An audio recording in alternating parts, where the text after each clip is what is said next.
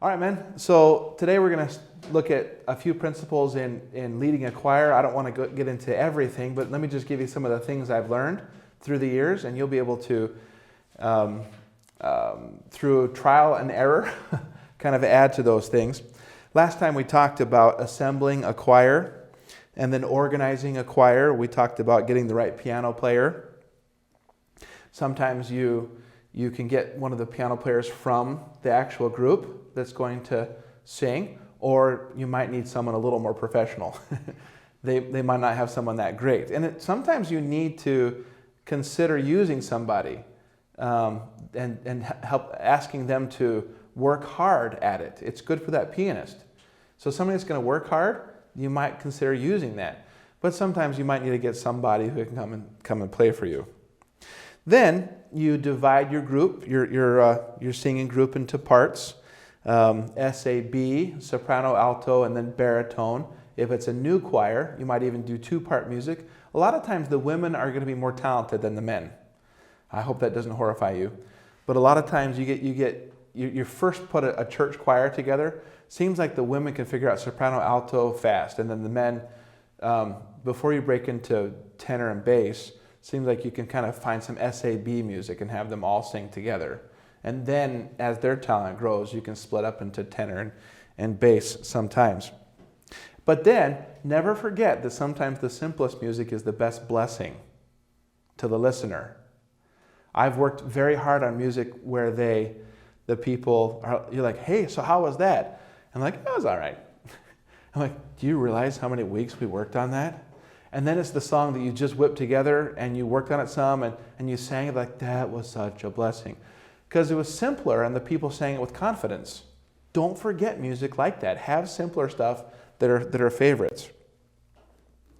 Okay, then we talked about having the melody sit nearest the piano. For my choir upstairs, I have the soprano. They sit next to the piano. Then the men are next.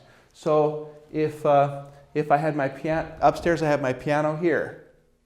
Okay, and if my choir is right here, if my choir is here, and I'm standing up here, I have my piano here right now, then my soprano, then my bass, my outer voices, soprano's the top and the bass is the bottom. I like to have my outer voices nearest the piano. Then my tenor is here and then my alto's over here. My inner voices then that's just how it's nicer for me, for listening, because these voices are inside of these, and then these are kept on tune by the piano. So you have your foundation here, the bass, you have your melody here, then the inner voices kind of go off of those.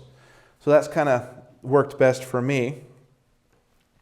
And I like to have my parts sing behind each other so that instead of having the tenors spread out in one big long row, I like to have a couple layers of tenor, a couple layers of bass.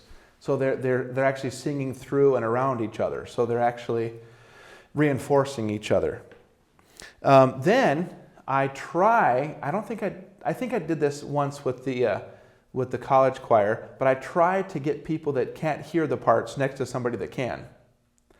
And the danger of having somebody that can't hear next to somebody that almost can is that the person who can't hear will throw off the person that almost can. So you want to have somebody that's having a hard time next to a strong singer so that the strong singer can help them instead of be pulled off by them. Does that make sense? So what I do with the high school choir is I actually said, all right, no 7th and 8th graders sitting next to a 7th and 8th grader. I want you guys sitting next to an upperclassman, because the upperclassmen want to sit together, then the young punks want to sit together. And then I have this division up there where the younger people are like, we have no idea what's going on, so we're not going to sing. So I'm like, okay, no 7th and 8th grader is allowed to sit next to a 7th and 8th grader. So that means that my older voices are bringing along the younger voices a little bit. And then older voices, they'll actually goof off a little bit. But you guys know how this is. It's okay if you goof, but if a younger person goofs, it's like, I can't stand that. What does the matter with you? But if you put them right next to you, then suddenly it's like, shh. It's like, yeah, thank you. If it was two older kids, you'd both be goofing together. But since there's a little kid, you're like, quit it, all right? But then there's the immature older person that loves to goof with every little kid too. But anyway, so it's not a perfect system, but it does work. Now, I like to insulate weaker parts. And by insulate, meaning if you guys have never sung in a choir, let's say the choir is there, the outer voices, the people that are standing on the edges feel like they're all by themselves. If you ever sung in a choir, if you happen to be on the edge, you feel like you're the only one up there. You don't hear anyone singing behind you. So again, if I'm at the edge of the choir, make sure this. If I'm at the edge and there's all these voices inside of me, I don't hear somebody singing into my ear back here. So it feels like I'm all by myself. I've been singing in choir long enough that I'm going to sing out anyway. I love to sing. And I usually know that what I'm singing is what the notes that are on the page. But a lot of people will not. So you want to insulate your weaker parts. So in other words, if you're men, again, if you're starting with a weaker choir, you have a real small men's group, then you might consider putting them inside of the sopranos and the altos or whatever. If you have parts that are weaker, insulate them. Get them inside the choir because they hear voices all around them and then they're not as afraid to sing. Does that make sense? Okay. Okay, and then when will you practice? You have to figure out how many times you're going to practice, how many times you're singing. Now, we used to practice on Thursday evenings and on Sunday afternoons, and that was probably a better system. But for time's sake, we only practice now on Sunday afternoons. So on Sunday afternoons, we get ready for 2 services. Now we do meet real quickly between Sunday school and church and go over the song. And then it does work nicely that the choir has like a few extra minutes because the service starts and then we come in during the service. So we're not as rushed. Okay? So that's a little bit of that.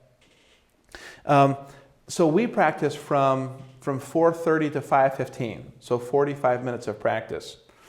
But then we bump it up. We do extra practice if there's a Christmas concert coming up or preaching conference. The end of this month is preaching conference, right?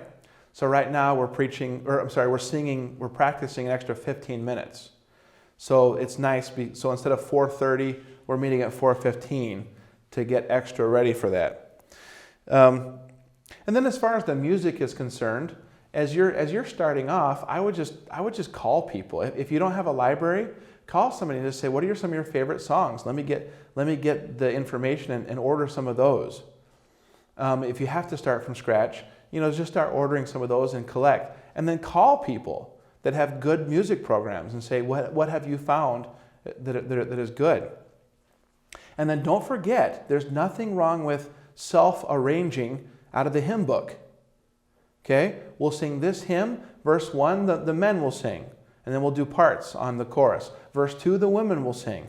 Verse 3, we'll do parts. Verse 4, we'll do a cappella. And maybe the piano can make a key change between verse 3 and verse 4. For Sunday, we had, the men are going to sing the first verse and the chorus. All melody. Then verse 2, the ladies are going to sing, but the men will join parts on the chorus. So you can self-arrange those. That's perfectly fine. Don't think that everything has to be complicated. All right? All right. So you can get some octavos and get some collections. Okay, then leading a choir. Just real quickly, leading a choir. As you're learning the music, have the piano play the parts. So, piano, would you play the melody line for a minute and have them listen? Sight reading is kind of fun, but it can be dangerous because if they sight read and then they're singing the wrong notes, they could start to memorize the wrong notes. And it's not the end of the world, but they can start to memorize the wrong notes. Also, as you're learning a song, teach your choir to sing more softly.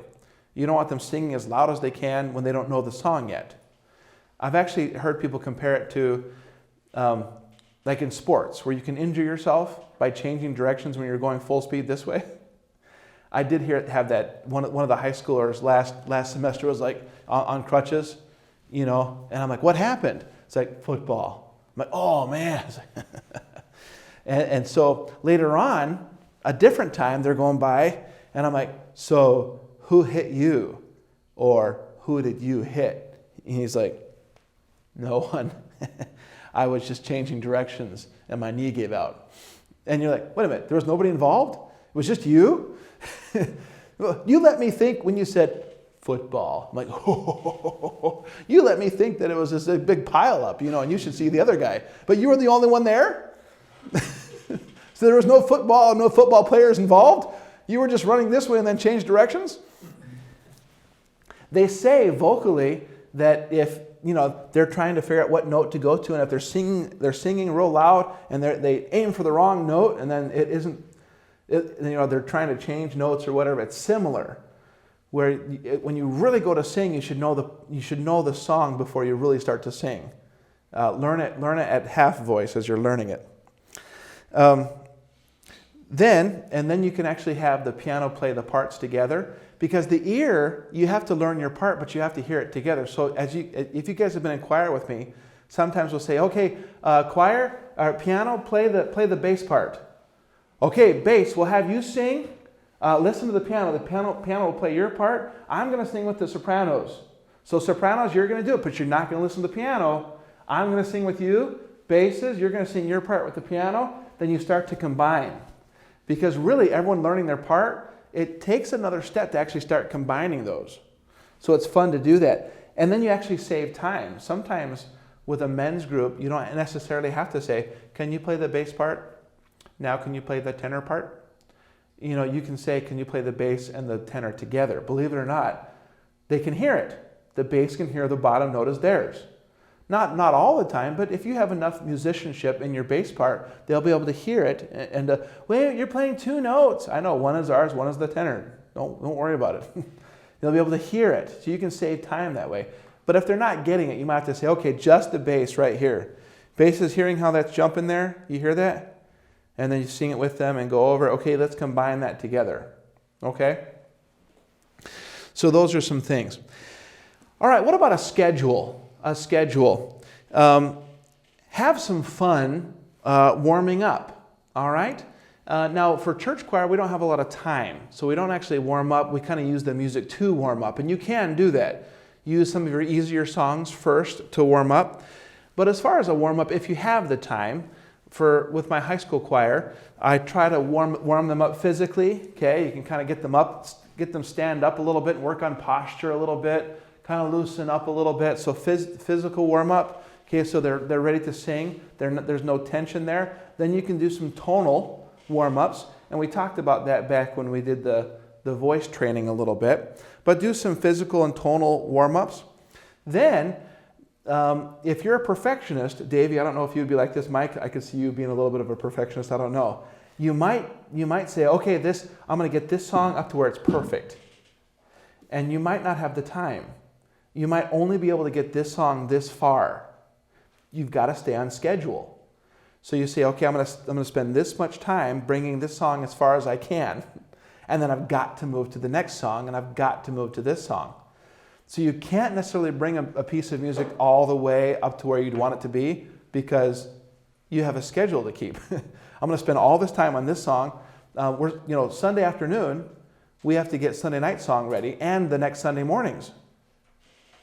So you're like, tonight isn't ready. Okay, but what are we going to do next Sunday morning when we get up there and we spent the whole time on last Sunday evenings? And we have that few minutes to warm up, and it's not anywhere near. Panic. All right? So you do have a schedule to keep. And then hit the nearest song early. Don't wait for the last 10 minutes of choir practice to hit tonight's song. But I want it to be the last thing that we work on so that it's fresh in their mind. Yeah, but what if it's not as ready as you thought it was? Or there's problems that you weren't hearing before. So what you do, if you have this choir time, I would warm up for a little bit, but then near the beginning, hit the song that's nearest, that you're going to use right away. Okay? Then come back to it at the end so that it's fresh in their mind. But make sure you give yourself time. It might be quicker than you thought, or it might be longer than you thought, but it's ready. Then maybe hit this, and then for the rest of the time, you schedule out what the upcoming songs. Okay, and then end on a fun song. Don't end like with, oh man, choir, we are not getting this. Basses, you're not getting this. Oh, that's all the time we have. Okay? If you're going to work on stuff, work on it in the middle. And then at the end, hit something that you're enjoying so that that's not the last thing you hit. It's like, well, it's a good thing that's not the song we're singing tonight. So put that away. See you guys in a few minutes when church starts. Okay? You want to keep it enjoyable. Okay, so the last thing, real quickly, keep it fun. Keep it fun. I know upstairs we have the Pillar of the Choir Award. We found this decorative pillar, this little thing that you'd put a plant on for a decoration. So the pillar's like this big, and you put a plant on it. Well, we pulled that out of the decoration closet upstairs, and every year we present it to somebody. We're like, you're the pillar of the choir. We just give it to somebody, and I usually make up a little certificate off of Printmaster, which I'm not really good with computers, but I just put some things on there, and we present it to them and get their picture. And then we usually send it around.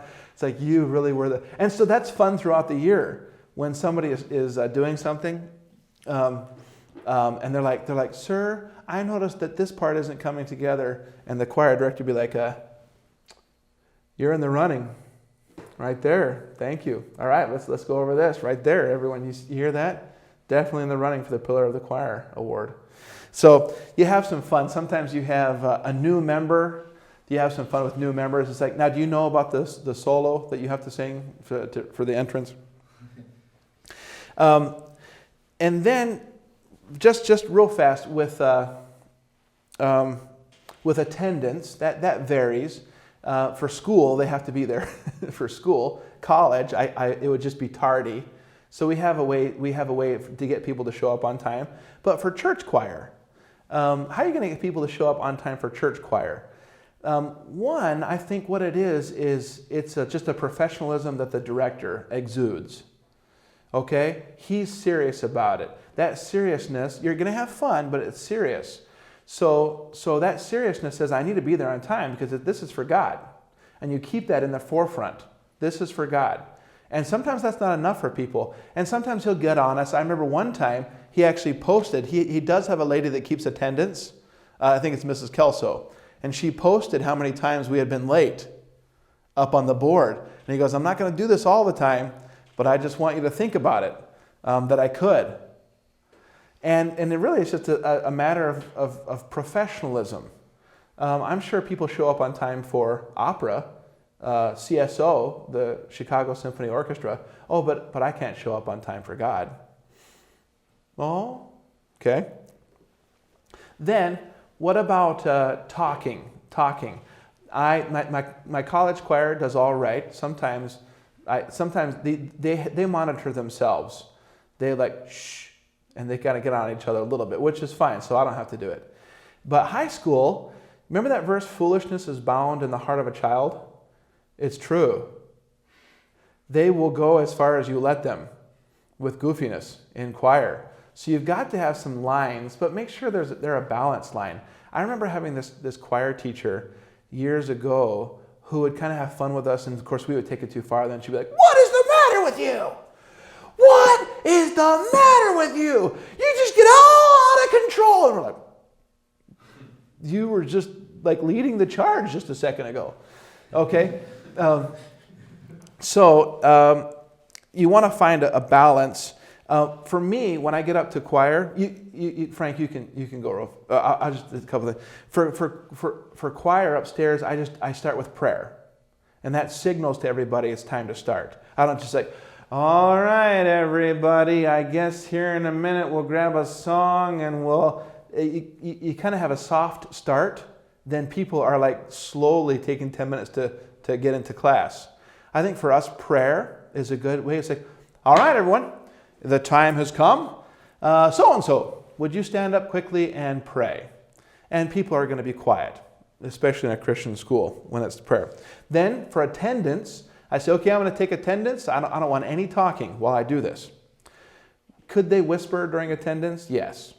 But I want them to be ready for, okay, I can be quiet when I need to be quiet. So I just have a time where they're not talking at all in high school choir. No talking whatsoever during attendance. Okay, then I allow them to talk when I'm dealing with like this group over here, as long as they keep it down. Like, all right, listen to the piano again. All right, listen up here. It's getting a little bit too loud. And if the next time I would say, okay, I need no talking. All right, it's out of control. Zero talking. And then you don't just keep saying no talking. You actually say no talking. And you just kind of watch. And then you just quiet to make sure there's not a person talking in the room. You can't just say, okay, no talking up there. Because a child with foolishness bound in his heart thinks that means no talking that he can hear. And again, a basketball game has to have the ref blow the whistle. Okay? If you heard that there was a basketball game where the ref never blew the whistle, would you think it was a clean game or a game that was out of control? If you say, yeah, that ref never blew his whistle one time, like, it was that clean? It was unbelievable. Okay? He's got to control the tone, right? So a choir teacher, it's tough because in class, no one's going to be talking in class, but they're all using their mouth in choir. It's like, did I hear noise? We were singing. Oh yeah, okay, all right, just checking. So and then for upstairs, I'll be like, okay, let's try this now, and the piano will be playing, and they'll be talking still a little bit. I'm like, okay, stop. They just started. Quiet, no talking. We're singing now. So no talking during the introduction. So I just have some things I lay down. If you're leading a choir, you can do things a little bit differently, but don't just rely on their morality, because foolishness is bound in their heart, and you have to have some lines where you can and you want to have a balance. Don't be like going having fun with them like crazy and then scream at them because they're out of control. All right, that's all for today. Thank you.